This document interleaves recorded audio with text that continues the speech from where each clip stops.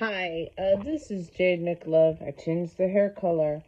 I wasn't feeling well today, so I decided to stay home. Can you see my eyes? They're kind of red. Allergies are a total MF this season.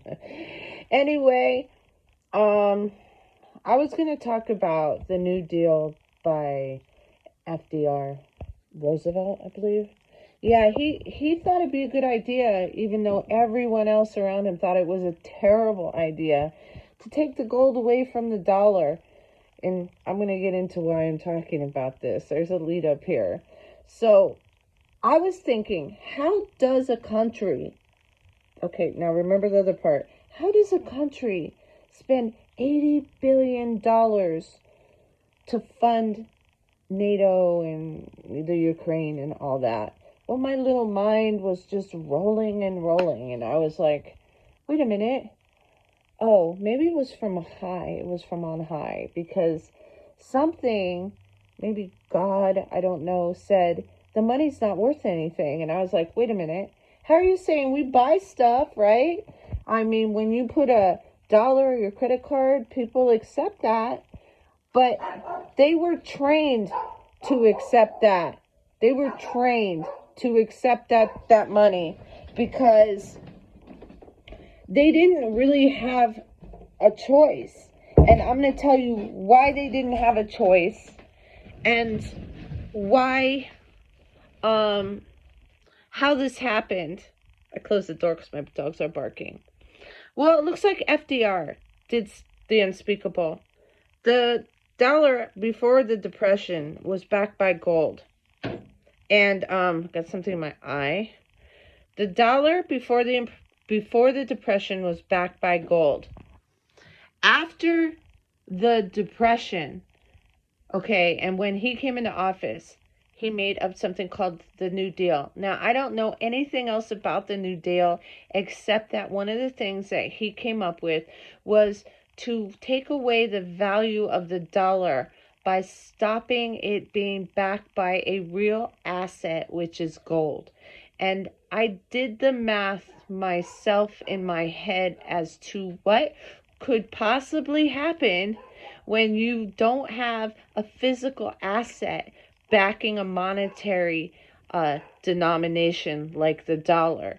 Here's the problem, and it should be a no-brainer to people who are way smarter than me, and it probably is. Inflation can go through the roof because it's only backed by numbers on a board. So you could take the inflation as far as you wanted to go with it, and there's nothing to stop you, okay? Because gold would stop you from the inflation getting way too out of hand. So you don't have that.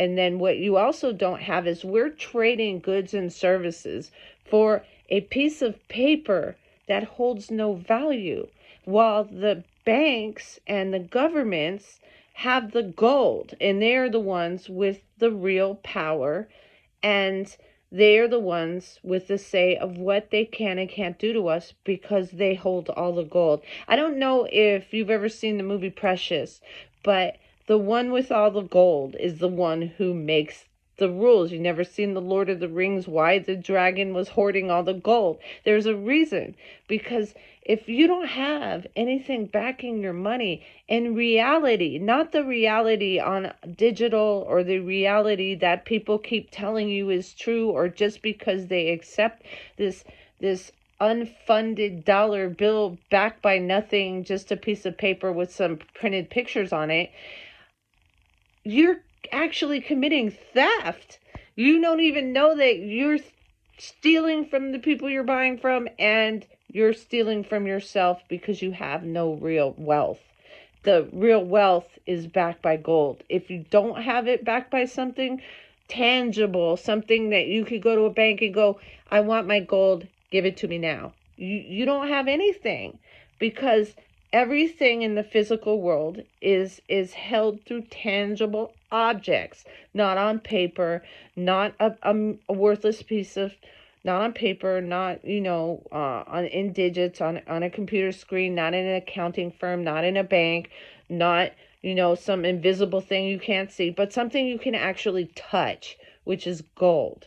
and that holds the value of the dollar. If you take it away, they can do anything to us because they have all the control. See, before we took the gold away from the dollar, people could threaten the government and say, well, we're going to go take out all of our money, all of the gold that we put in your bank, so you're going to have to listen to us. Now they don't have to listen to us, and that's exactly what they're doing. So the best way to bring the power back to the people is simply stop using their money, like I said in my last video, which should have been this video, and to make laws where they have to have a gold-backed currency so that they can't go start unwinnable wars by giving 80 billion worthless dollars to a country who thinks, hey, this money's really worth something. So we're going to get everybody to give us their tangible, real worth assets, but we're not giving them anything in return. Do you understand? The money has no value. It's just a piece of paper. Without gold backing it, you've just given $100,000 tank or something to somebody for free. Basically, that's where it goes. Or you made it for free. Or even everything in our society is on a debt-based system of no wealth. Nobody here has any wealth. We're not the kings of Egypt. We're not even the peasants of Egypt who probably had more wealth than some of us do today.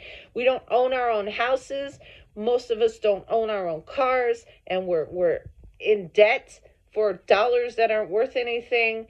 And can you see how this is going seriously wrong, and how we need to bring back a gold-backed dollar? I see that this is the main problem in our society, so that some invisible force somewhere who's holding all the gold or is so rich and has all the assets, like the Vatican is really rich. They own assets, they own gold, they own real estate, they own everything, and so does our government. So can you see how that could be a real threat, and how your $100 million in your bank has no backing? So you don't have $100 million, you have 100 million numbers that are only acceptable to other people that you deal with or buy real estate or cars or whatever you think you're rich by, because they're accepting nothing for something. That's really what it is. They are accepting nothing for something. There's nothing behind the dollar, so there's no value in it, and they are accepting zero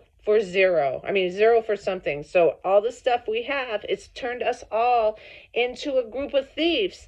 And then at the top, you have the people who really do have real wealth, but don't want anyone else to have it. And that's the government. And if you don't see what's going on, you need to think about what's going on, because it's important. Because right now they're threatening WAR3, and now how the hell are we going to stop it? We have no real power.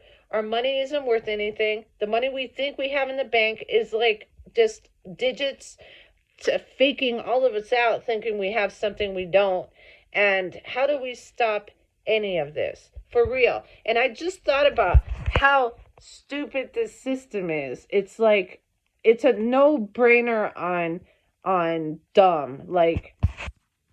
And I'm sad. I'm sad because I figured it out, and I'm sitting here going, God, we've just been a bunch of suckers since the 1930s.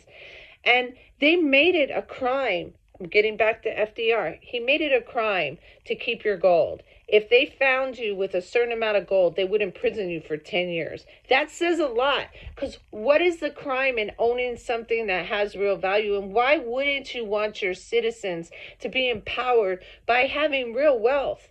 Think about it. Real wealth.